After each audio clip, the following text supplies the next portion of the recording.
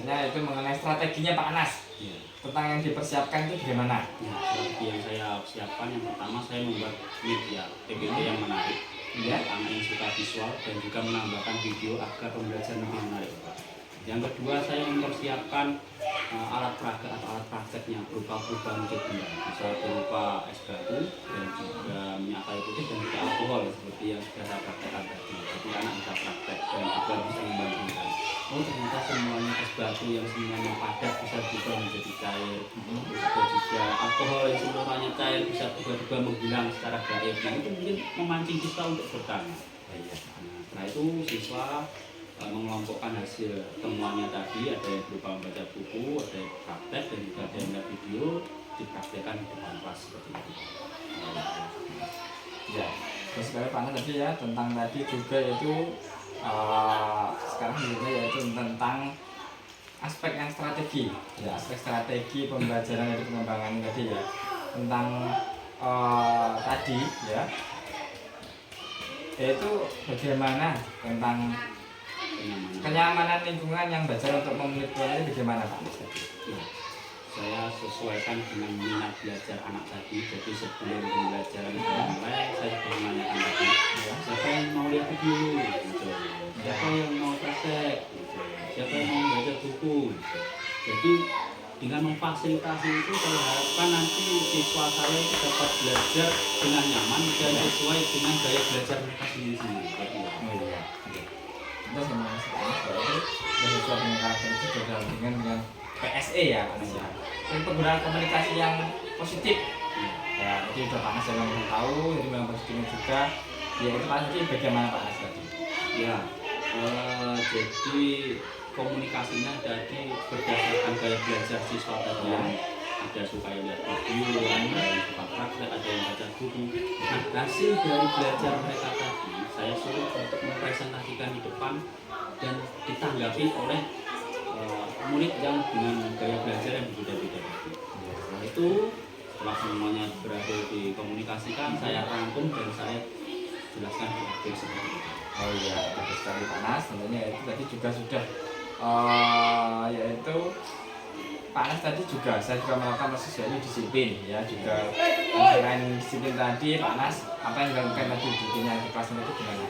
Ya, saya di sini menggunakan pendekatan secara personal kepada anak-anak tadi.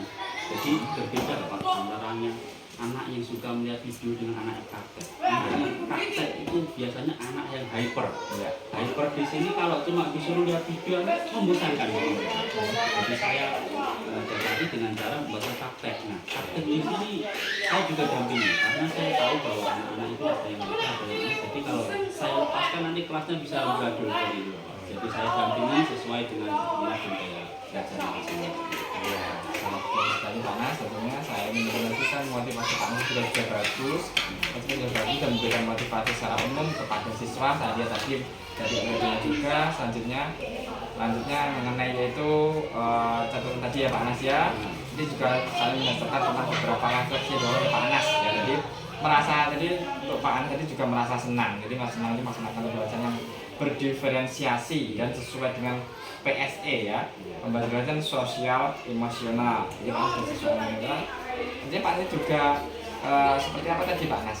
Ya selanjutnya. Saya melakukan pembelajaran diferensiasi sesuai dengan minat, gaya dan juga belajar anak-anak. Jadi tujuannya berdasarkan Pak David yang sudah jelaskan ke saya tadi, belajar diferensiasi yang berfokus pada murid. Ya. Jadi tujuan saya dengan saya melakukan pembuatan RPP seperti ini, jadi saya bisa mewadahi. Ada anak yang suka belajar dengan video, ada yang suka dengan praktek dan juga dengan mungkin membaca dari internet seperti itu dengan harapan setelah pembelajaran ini anak bisa merasa nyaman dan pembelajaran bisa berjalan dengan bagus. Oh iya, sangat bagus sekali Pak Anas ya. Tadi kan yang belajar Pak Anas. Selanjutnya Pak Anas tadi. Rencana lanjut tadi Pak Anas bagaimana? Jadi melakukan beberapa lanjutnya bagaimana? Ya, berdasarkan RPP yang saya buat tadi mungkin ada beberapa miss sedikit tentang penggunaan media. Seperti penggunaan media video mungkin saya bisa, kalau media videonya itu kan tadi saya ambil dari YouTube, mungkin untuk kedepannya saya bisa buat sendiri. Nah, dan untuk waktunya mungkin ya saya kurang untuk manajerial waktu, karena ya ada anak juga ya video praktek semuanya harus saya cover semua di dalam waktu yang sama. Itu mungkin saya perlu sedikit perbaikan di situ. Iya. Oh iya, terima kasih Pak Anas. Tentunya yaitu mengenai rencana pengembangan diri ya Pak Anas ya. Dan tentunya yaitu mohon dijelaskan Pak Anas bagaimana kalau untuk pengembangan dirinya Pak Anas. Dari pengembangan yang saya ini, saya ingin membuat lingkungan belajar yang nyaman. Nanti bisa memfasilitasi anak-anak dengan gaya belajar yang berbeda-beda, dengan menggunakan sarana prasarana yang ada di sekolahan. Jadi di sini saya lihat banyak sekali proyektor dan juga laptop. Jadi saya menggunakan itu. Dan tujuan depannya saya ingin mengintegrasikan semua fasilitas-fasilitas yang ada dengan pembelajaran yang mau saya berikan, itu belajar diferensiasi seperti itu. Yang kedua, saya ingin menyampaikan apa yang sudah saya pelajari bersama dengan beberapa kepada guru-guru yang lain agar mungkin bisa ikut lebih berkembang lagi seperti itu. Dan untuk siswa di sini mungkin karena masih ada sedikit mungkin pembelajaran yang kurang seperti tadi, waktu yang kurang seperti itu, saya mungkin akan sedikit memotivasi siswa dengan cara mungkin saya akan lebih bertanya lagi kepada siswa bagaimana pembelajaran yang ini, apa yang perlu ditingkatkan seperti itu. Baik sekali Pak Anas ya. Dari sudah kita lakukan di dalam proses pembelajaran di kelas, sudah semua dalam sudah melakukan presentasi kepada Pak Anas ya, yang sangat baik. Dan Pak Anas juga dapat menjawab semua pertanyaan dari yang selanjutnya, yaitu ya tadi bisa jelaskan kepada Pak Anas juga dalam persoalan coaching tadi, pendidikan ini yaitu masa telah berusaha mengajarkan kompetisi coaching ya Pak Anas ya.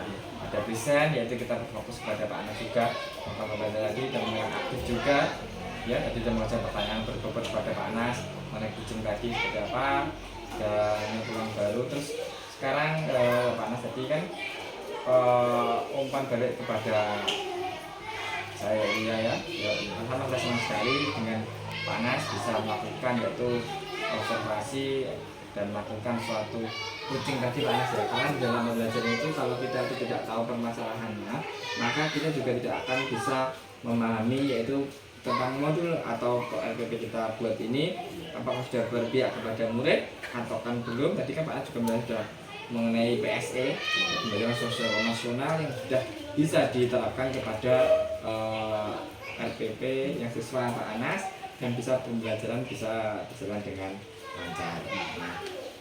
Dari saya Pak Anas cukup sekian dan terima kasih. Semoga di rencana selanjutnya Pak Anas bisa melewatkannya dan menjadikan lebih baik lagi.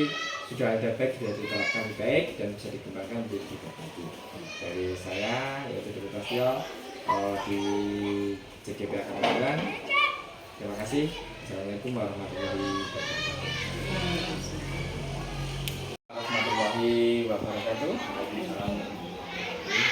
Selamat siang Pak Anas. Selamat siang. Alhamdulillah hari ini kita bisa bertemu di siang hari ini dalam keadaan walafiat. Hari ini bagaimana keadaan dengan Pak Anas? Apakah senang atau bagaimana perasaannya? Alhamdulillah senang. Ya, alhamdulillah hari ini sudah dengan Pak Anas yang akan senang ya. Di kegiatan pada pendamping individu 5 ini saya selaku CGP nama David Prasetyo dengan alamat SDM 1 yaitu Camagel Kabupaten Ngawi di angkatan 9 melakukan yaitu proses yaitu pendidikan individu di 5 ini dengan saya yaitu melakukan praktek ya Pak Anas ya, dengan program sejawat saya yaitu Pak Anas melakukan sejawat saya, guru saya di sekolah saya itu observasi ya, dengan nanti kita melakukan observasi itu sehingga dengan adanya proses coaching ini yaitu nanti kita akan suatu menemukan hasil yang baik dengan tujuannya yaitu Pak Anas bisa menganalisis yaitu tentang RPP-nya ya, RPP Pak Anas nanti seperti apa dan proses pembelajaran itu proses pembelajaran Pak Anas yang sudah dilakukan tadi Pak Anas ya, jadi kan sudah melakukan proses pembelajaran sehingga di proses pembelajaran ini Pak Anas bisa menerapkannya dan bisa mempraktekkannya di dalam kelasnya Pak Anas bisa lebih menggunakan di selanjutnya. saja Pak Anas ya. Terima kasih, saya sudah melihat tadi Pak Anas dalam pembelajaran seperti apa. Langsung saja Pak Anas, rangkaian yang pertama Pak Anas ya. Nah di sini yang pertama Pak Anas, tadi kan Pak Anas sudah melakukan yaitu melakukan pembelajaran. Saya tanyakan di sini adalah Pak Anas, bagaimana tujuannya pembelajaran tadi Pak Anas? Tujuannya di sini dengan RPP itu saya ingin mempelajari kepada siswa tentang praktek Ya. percobaan tentang perubahan wujud benda. Jadi nanti siswa akan saya berikan beberapa media nanti sesuai dengan minat dan bakatnya siswa tersebut. Oke. Selanjutnya Pak Anas ya, tadi kan sudah tahu tujuannya Pak Anas. Sekarang saya tanya, area pengembangan apa yang Pak Anas itu mau dikehendaki dan dicapai? Berhubung di kelas saya tadi ada beberapa anak yang memang suka dengan visual, Ya. ada juga yang suka dengan video dan ada juga yang suka praktek. Ya. Saya memfasilitasinya dengan langsung bertanya, Oh iya. siapa yang mau melihat video, siapa yang mau praktek, siapa yang mau langsung seperti ini. Jadi saya memfasilitasinya berdasarkan kemauan siswa. Setelah itu saya bagi-bagi, setelah itu